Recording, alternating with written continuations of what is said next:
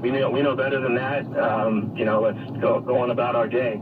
And then, got to work on Monday or yesterday, and everyone's talking about it. And I saw some.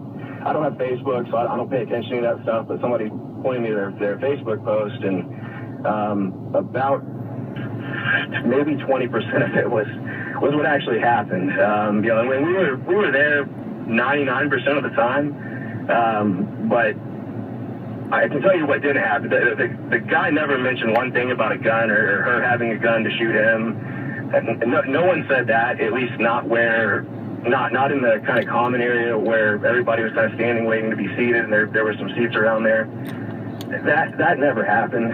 If it did, it must have been extremely quiet in a way where only I thought that she said that when she went over to where he was sitting, that's when he said it to her. Did you see that? Yeah, no, she never went to his table.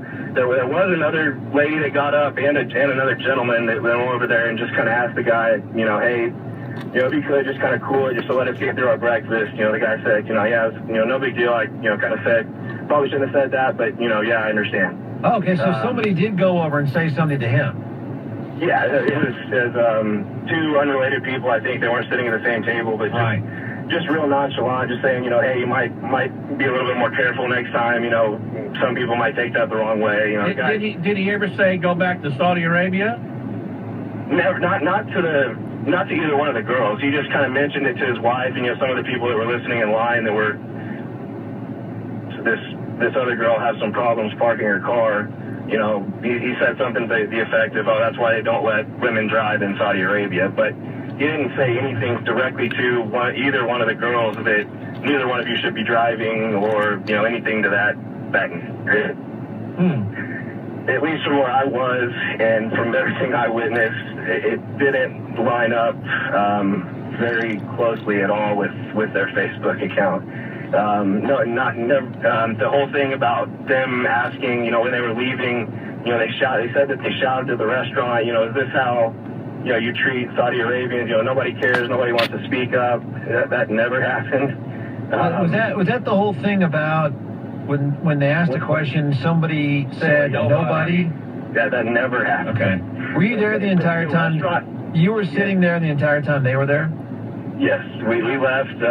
Actually, we were packing.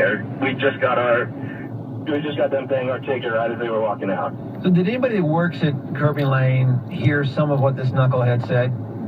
No. Well, how would you hear it and they wouldn't? I was pretty close to where the waiters, like I said, the waiters were pretty occupied. Yeah. And there was, they don't really have, or at least at this location at the time, I guess, they don't really have dedicated hostesses that just kind of sit at that stand and seat people. I think at the time that he said that, it was just kind of waiters that were sort of filling in and just coming up and saying, okay, you guys are next. Here's your table. So me and the people that were close to him, did hear it. And again, I don't really think anybody kind of thought like, oh, that's threatening or, that was just, some knucklehead saying some knuckleheaded thing, but he didn't say it to somebody. There was nothing threatening. It was kind of just, that guy's an idiot. Let's just, finish our breakfast. What